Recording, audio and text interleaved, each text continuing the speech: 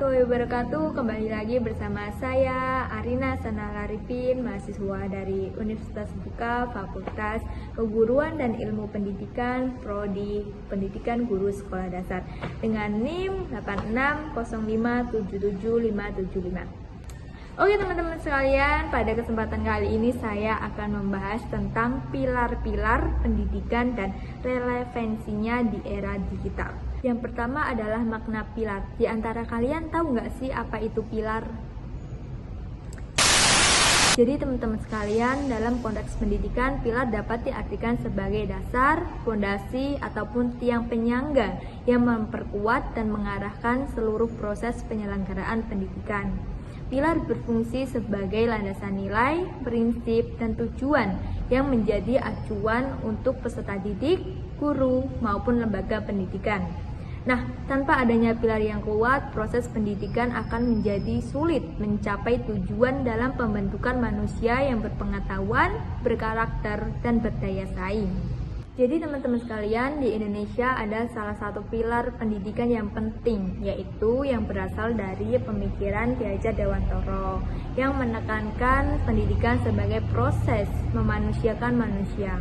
Dan ada juga 3 prinsip dari Ki Hajar Dewantara yang masih relevan hingga saat ini.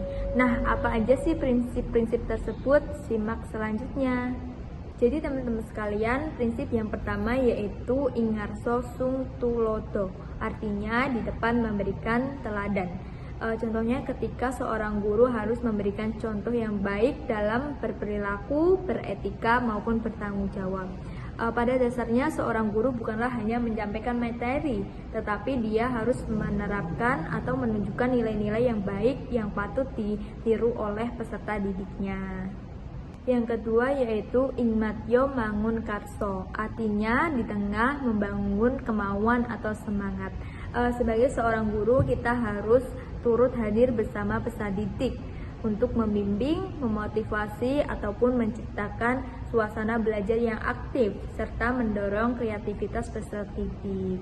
Yang ketiga yaitu tuturi handayani, artinya di belakang memberikan dorongan dan dukungan. Sebagai seorang guru, kita juga harus memberikan kesempatan untuk peserta didik berkembang secara mandiri. Tetapi dalam proses pengembangan secara mandiri itu, guru juga harus tetap memberikan arahan dan penguatan jika diperlukan. Oh my God, what is that? Oh my God, what is that? Relevansi dan tantangan di dalam literasi digital. Relevansinya yaitu prinsip keteladanan sangatlah penting untuk membentuk budaya digital yang sehat.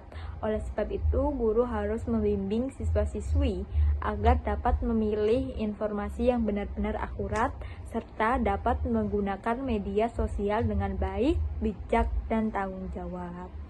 Dengan adanya persoalan-persoalan tersebut, tentu ada tantangan-tantangan yang akan dihadapi, yaitu yang pertama maraknya bullying dan maraknya informasi palsu. Dan tidak semua guru memiliki kompetensi yang memadai tentang literasi digital. Contohnya yaitu ketika zaman sekarang banyak siswa-siswi yang mendapat informasi dari berbagai media sosial seperti Instagram, Facebook, dan YouTube. Nah, kita tugasnya sebagai guru harus mengajarkan cara memilah atau memverifikasi informasi yang benar-benar akurat agar siswa-siswi tidak kemakan informasi palsu atau kemakan hoax. Pendidikan di Indonesia saat ini sedang menghadapi berbagai tantangan, yaitu seperti kualitas pendidikan, kurangnya literasi, perkembangan teknologi yang begitu cepat, serta masalah karakter generasi muda.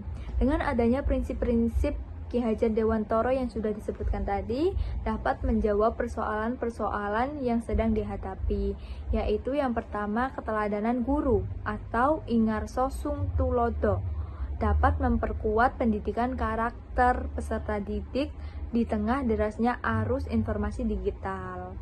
Yang kedua yaitu peran guru sebagai penggerak dan motivator atau ingmatyo mangun karso, yaitu dapat membantu meningkatkan kreativitas dan partisipasi peserta didik. Yang terakhir adalah dorongan untuk belajar secara mandiri atau tuturi handayani. Itu adalah sejalan dengan abad ke-21 yang menuntut kemampuan untuk berpikir kritis, kolaboratif, dan adaptif terhadap perubahan teknologi. Sekian penjelasan dari saya. Semoga penjelasan yang saya sampaikan dapat bermanfaat bagi teman-teman sekalian. Kurang lebihnya mohon maaf. Wassalamualaikum warahmatullahi wabarakatuh.